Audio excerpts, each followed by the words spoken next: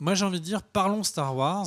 Ouais. Et pour en parler le mieux, qui d'autre que Kerr, qui est le spécialiste Star Wars au niveau mondial. Chez nous, il y a très très peu de personnes qui s'y connaissent autant que toi. Donc vas-y, lance tout de suite gentiment, tu vois, tout en douceur, Star Wars. Donc il y a eu une convention il y a quelques jours, comme je suis un spécialiste, je ne connais pas le nom de la convention ni le jour exact, pour révéler plein de choses. Il y a notamment des informations sur Rogue One, sur les séries, sur les produits dérivés, etc. Et il y a eu la fameuse annonce du nom de Star Wars, le 8, celui qui précède le 7 et qui sera avant le 9. Qui précède le 7, t'es sûr ? Qui succède au... Ouais, bon, tu m'as complètement compris. Et c'est Star Wars épisode 8 réalisé par Rian Johnson, qui est le papa de Looper. Et ben s'appelle The Last Jedi. Qui est aussi le papa de John Johnson.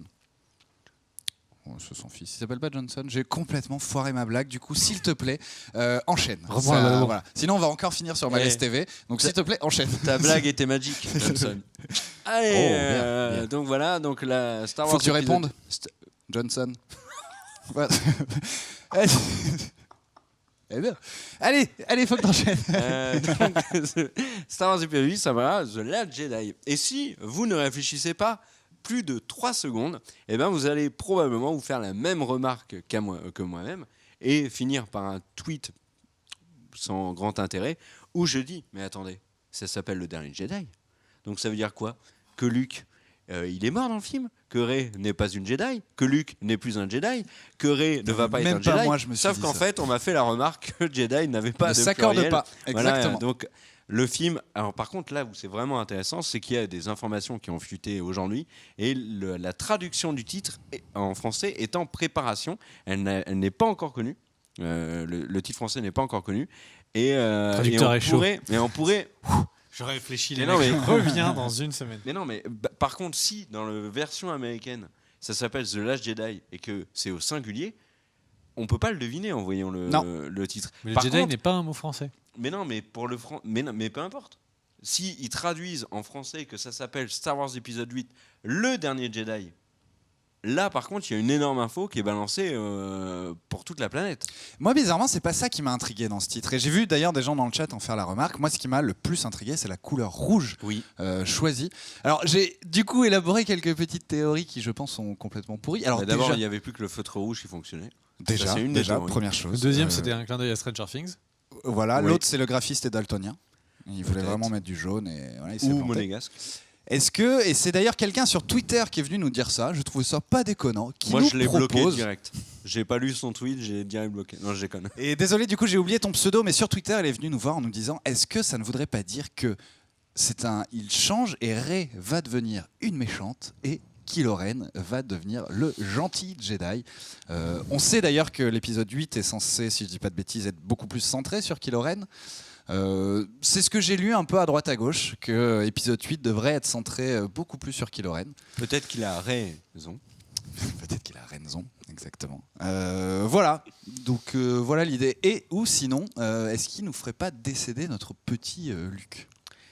Eh ben, j'ai envie de dire, ça serait peut-être un brin brutal parce que avec le décès de qui vous savez, dont on ne doit pas dire le nom, avec le décès de Carrie Fisher, eh ben, ça ferait beaucoup de gens qui sont de l'ancienne trilogie et qui ne seraient plus dans la nouvelle trilogie. Voilà comment faire une analyse en spoilant, mais sans que personne n'ait grillé mon spoil. J'aime bien ce que nous dit Cerber Dark, qui dit que les 2 seuls épisodes dans The Clone Wars en rouge étaient ceux avec Dark Maul et son frère.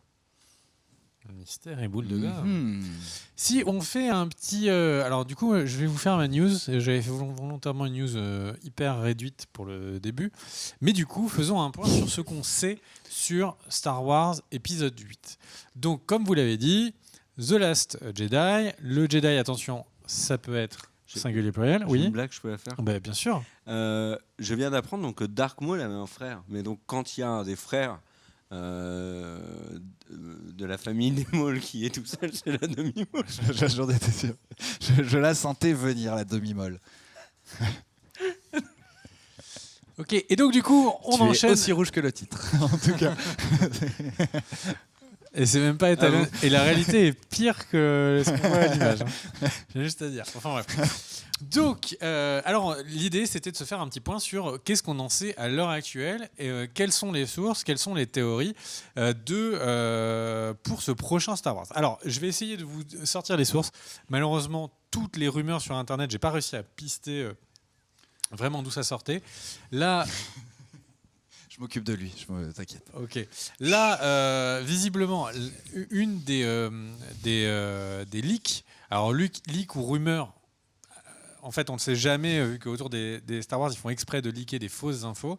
Et c'était notamment le Latino Review, avec. Donc, il y a eu le casting de Laura Dern. Laura Dern, qui est une actrice d'un certain âge. Dern. Et qui, en fait. Tu n'as pas le droit de dire que Laura Dern est d'un certain âge. Et pourtant, elle est. C'est Ellie Slater de Jurassic Park. Elle restera jeune pour nous jusqu'à la fin des temps. Et donc, en fait, le point, c'est qu'elle elle ferait partie de la Résistance. On commencerait l'histoire. Alors, je vous le dis. C'est peut-être du spoil, c'est peut-être pas du spoil, on n'en sait rien. C'est là où on en est dans les rumeurs du film. Donc, on commencerait le film avec... On aurait eu une grande bataille entre le Dernier Ordre, enfin le Premier Ordre, et les rebelles. Et en fait, les résistants, ils se seraient fait éclater.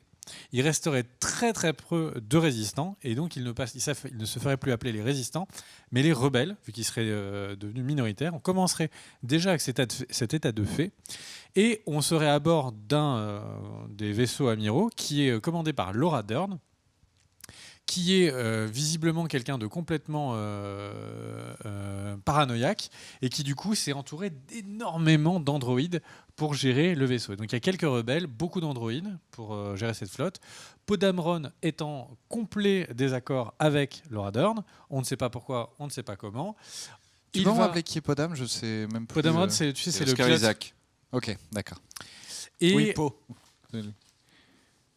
Et quoi ? Non, il appelle pas Poe dans le film. Si, Poe Dameron. Poe Dameron. Ah, c'est son nom de Toi, prénom. tu as un nom et un prénom. Juste Leblanc, ouais. Et bah lui, son prénom, c'est juste. Lui, c'est juste.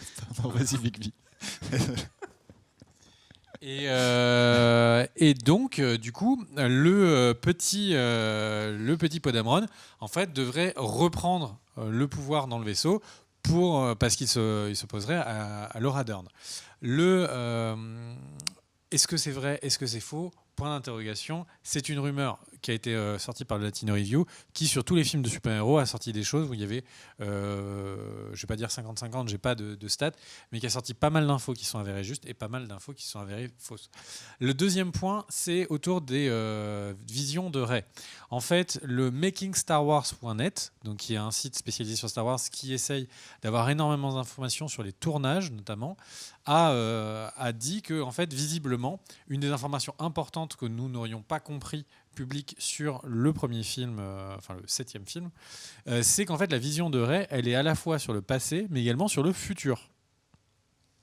Et donc en fait, tout était mélangé, et notamment la scène où on a les 9 chevaliers de Rennes qui sont face à elle, serait potentiellement une histoire, une vision du futur. C'est pas face à Luke qui touche R2D2 ? Non. Ce qui mettait le doute sur cette scène, c'est tout simplement qu'en fait, Kylo Ren a encore le masque qu'il perd non, au c'est cours son de la vrai fin. visage, malheureusement. qu'il perd du coup à la fin du set. Et donc au final, tout le monde avait dit bon bah c'est une scène du passé. Sauf que rien n'empêche Kylo Ren de se refaire le même couvre-chef en fait. Oui.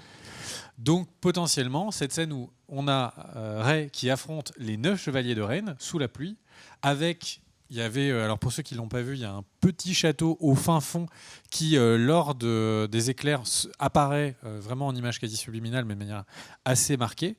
Et donc pourquoi voir ça si c'est pas peut-être quelque chose qui a de l'importance pour la suite.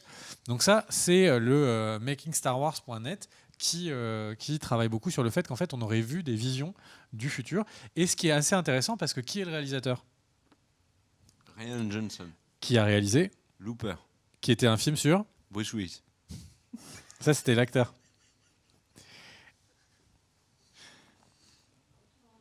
Je pourrais pas répondre moi du coup parce que j'ai pas vu. C'est un film sur les voyages dans le temps et sur les boucles et sur les problèmes de justement qu'on peut avoir avec les informations que tu as sur ton passé, sur ton présent, en voyant le futur. Ce qui me paraît être si vraiment on avait quelqu'un qui avait beaucoup de vision du passé et du présent, serait quelque chose d'assez intéressant.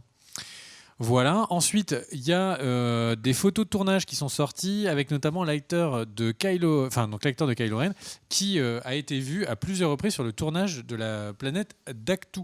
Donc c'est tout simplement celle à la fin du Nouvel Espoir, celle où on a Luke Skywalker. Donc Kylo Ren va sur cette planète. Parce qu'il va. Non, c'est du réveil de la force, tu veux dire. Oui, le réveil de la force. Et donc, le réveil de la force, à la fin, quand on voit Luke, eh bien, dans les mêmes décors, a été vu Kylo Ren. Donc, on peut imaginer que cet endroit, qui est donc le lieu du temple des premiers Jedi, eh bien, serait un lieu où il y aurait une confrontation, des révélations, j'en sais rien. Mais en tout cas, apparition de Kylo Ren. Et puisque je voulais faire le tour un peu des dernières news et infos. Alors j'ai trouvé sur des forums, parce que le problème de la continuité de Star Wars, c'est qu'il y a beaucoup de choses qui ont été effacées en fait par Disney, parce qu'ils, tu sais, ils ont rechangé ce qu'ils appelaient l'univers étendu, et donc c'est pas très facile de regarder quelles sont les infos de trucs qui ne sont plus dans l'univers étendu et qu'est-ce qui est maintenant dans l'univers canonique de Disney. Et alors il y a un truc que j'ai trouvé assez marrant.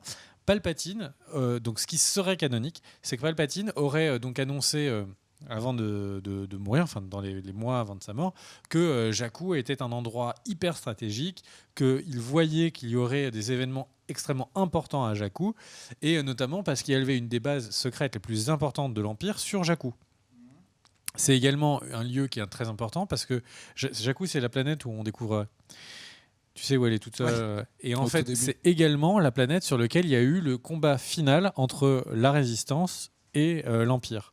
Et je trouve ça extrêmement bizarre qu'on soit sur une planète qui a autant d'histoire, qui a autant de mystères, tu vois, autour justement d'expériences, de laboratoires secrets de l'Empire, pour que ce soit juste le décor comme ça, des vestiges dans lesquels se balade Rey. Après, ça très étrange. Quelque chose de curieux quand même, c'est que dans le film, ils insistent énormément sur le fait que Rey doit se détourner de Jakku, qu'elle n'a plus rien à y faire, que ce soit Maz qui lui dit, elle lui dit ceux que tu attends là-bas ne reviendront pas.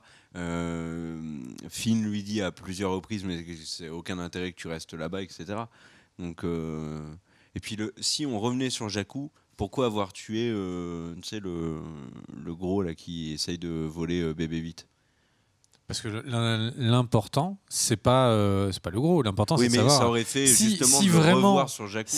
Si on part sur ça, sur les laboratoires secrets et tout, ça veut dire que la planète, un retour, par exemple, peut-être même dans le 3, pourrait être hyper intéressant. Tu vois, on découvre qu'en fait, le premier décor était source d'énormément de surprises. Ma théorie préférée. Vas-y. Non, c'est marrant. En écoutant ce que vous dites, je me rends compte que j'ai complètement oublié ce film. Et moi, je l'ai revu il y a 15 jours. Et toi aussi, puisque tu en as parlé la semaine dernière dans l'émission. Et moi, ma théorie préférée, c'est quand même de loin l'idée que Rey soit en fait la réincarnation de Dark Vador, et que dans la scène d'intro... Non, mais ça, par contre, c'est une théorie qui tient, même si, comme me l'a souligné un de mes amis, il n'y a jamais eu de réincarnation dans Star Wars. L'idée que Rey avance vers juste après la coupure du réveil de la Force, parce qu'on sait qu'il va y avoir une grande discussion entre Rey et Luke, que Rey lui dise mais alors tu as laissé mourir ma mère mais alors c'est toi mon père, et là Luke la regarde et il fait non, tu es mon père. Ça serait ouf de chez ouf. La réécriture de... ça veut plus rien dire. Mais si, que Luke dise à Rey tu es mon père parce que Rey est la réincarnation de Dark Vador, comme Dark Vador est spoil de 30 ans, on a le droit. Ce n'est pas possible. Pourquoi ce n'est pas possible? Pourquoi ce n'est pas possible? Tu es contre le principe de la réincarnation? Alors, je pense que ce n'est pas possible dans l'univers de Star Wars. Notamment pourquoi? Parce que Dark Vador est apparu, en fait, tu sais, en fantôme de la Force, dans les derniers, notamment dans le Retour du Jedi. On voit Anakin qui est comme ça, etc. Et on sait qu'en fait, quand les Jedi apparaissent en fantôme de la Force, c'est pour devenir immortels. Et à tout jamais, ils seront dans la Force et on les verra en fantôme de la Force. Ils n'auront que quand on a besoin d'eux. Donc, on sait déjà où il est, en fait, Dark Vador, Anakin. Et peut-être qu'il s'est réincarné. Ok, Il pourquoi y a pas. des gens qui proposent que Rey Vu que- soit en fait un Jedi génétiquement modifié. Vu qu'Anakin n'a pas de père. Bah peut-être. Ça. Anakin n'a pas de par père. contre, peut-être. Ça c'est pas entièrement vrai. Dans les livres, nous Il dit est pas de Kevin Gilchay, dans les livres, l'empereur se réincarne. Nous dit Kevin Non, Gilchay. Non, il a réincarne- des doubles. Voilà, Il a des des clones. clones et en fait il se projette dedans. Pourquoi tu dis que Anakin, c'est pas sûr? Moi, je suis désolé, on a regardé sur l'état civil, aucun monsieur n'est venu En le fait, déclarer. le truc, c'est que effectivement, ce serait les médicloriens, etc., qui auraient déclenché enfin, qui auraient été déclenchés, mais il y a beaucoup de théories pour dire que c'est tout simplement Palpatine ou le maître de Palpatine qui ont fait des expériences sur la Force et qui ont déclenché donc la grossesse de la mère de Comment elle d'Anakin. s'appelle? Shim. Ouais, un truc comme ça. Et il y a... Pardon, t'avais pas fini, désolé. C'était pour Non, non, partir non. sur une autre question. Donc, Vas-y, et après je ferai les deux dernières théories qui il m'intéressent. y a Zul Calibur qui nous dit et un mot sur Finn, comment a-t-il pu utiliser un sabre laser? Bah, il a appuyé sur le bouton, tu sais. En fait, ça a l'air d'être aussi con que ça, en fait. N'importe qui peut utiliser un sabre laser, c'est juste qu'il n'a pas la force. Et d'où ma remarque quand on avait fait la critique de la vidéo, de comment est-ce qu'il est capable, par contre, de taper contre un Jedi qui, lui, peut utiliser la force. Après, Kerr avait argumenté en disant qu'il avait été particulièrement blessé et tout. Ce qui est vrai que quand j'ai regardé le film, c'est vrai qu'ils insistent à plusieurs moments pour montrer qu'il est blessé. Mais au final, il se déplace, il gambade, etc. Tu sais qu'il y a une théorie qui dit que Poe serait le fils du comte Dooku.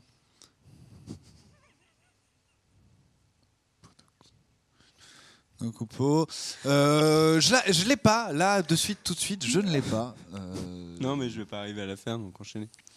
Ok, donc du coup, il y a deux théories qui me paraissent assez intéressantes. La première, ce serait de dire qu'en fait, notre ami Rey irait du côté obscur de la Force. Non, je t'en prie, vas-y. Je lis le chat du coup en même temps. On nous dit et si Rey était l'enfant d'un Jedi entraîné par je n'ai pas pu lire car ça a scrollé. D'accord, du coup, vas-y. si tu veux bien. Ouais. Et, mais tu peux scroller, il n'y a pas de souci, c'est juste pour qu'il n'y ait pas de blanc à l'antenne. C'est pour ça que j'essayais d'en lire un. Et donc au final, ce que je disais, donc la première théorie que je trouve plutôt intéressante, c'est celle de Rey qui irait petit à petit du côté obscur de la Force, et à côté de ça, d'avoir en fait Kylo Ren qui serait un agent infiltré, et c'est pour ça qu'il vénérait Dark Vador qui se serait retourné du côté clair. Mais je suis honnêtement pas sûr que ce soit ça la réalité, mais poétiquement, je trouvais ça plutôt très intéressant et ça nous permettrait comme ça, même pendant le deuxième film, de nous mener un peu en bateau tout au long du film.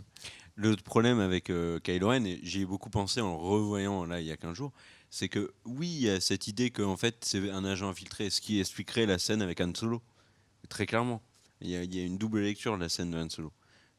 Par contre, il y a un truc qui va pas du tout, c'est qu'il est cruel gratuitement. La scène d'intro où tous les civils sont absolument massacrés sur ordre de Kylo Ren, si le mec était un agent infiltré, voilà quoi.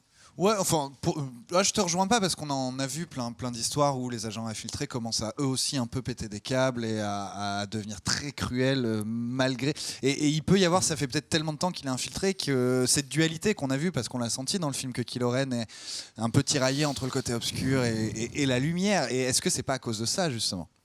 Moi, j'ai vraiment pas l'impression que dans le film on peut avoir un avis sur ça. Ouais. C'est juste que je trouverais ça assez poétique et intéressant. Maintenant, il y a autant d'éléments qui laisse à montrer que c'est le cas ou qui ne laisse pas à montrer que ce soit le cas. C'est comme toutes les théories sur qui est le Last Jedi, sachant que ça peut être un pluriel, que c'est un singulier, qu'il y a peut-être Luke, que peut-être que c'est en fait Rey, qu'elle ne le sait pas, que peut-être on va découvrir l'ensemble des derniers Jedi qui sont restés... parce qu'il normalement, il n'y a pas que Luke dans toute la galaxie en Jedi. Ouais, et puis j'ai vu une autre théorie qui dirait est-ce que le dernier Jedi veut pas simplement dire qu'en fait Rey va créer une sorte de nouvel ordre, que ça s'appellera plus Jedi, mais que ce sera un Sur autre le nom. chat, on voit qu'il a tué des Jedi, mais ça, personne ne le sait en fait. Parce que si la vision de Rey, où on le voit avec tous les chevaliers de Ren, bah non, c'est pas l'académie des Jedi qui a été tuée par Kylo Ren. Pour l'instant, il y a quand même beaucoup de doutes sur toute l'histoire. Bon, moi, je voudrais juste parler d'une deuxième théorie qui est assez intéressante, mais je ne sais pas comment le grand public le prendrait.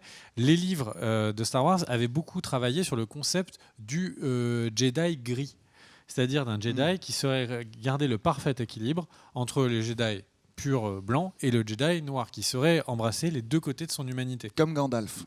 T'as pris ma blague. Ouais, mais Gandalf, c'est la mise à jour où il devient blanc. C'est vrai. Et bon, l'idée est relativement intéressante. Dans les faits, donc il y en a très très très peu dans l'histoire de Star Wars des Jedi gris.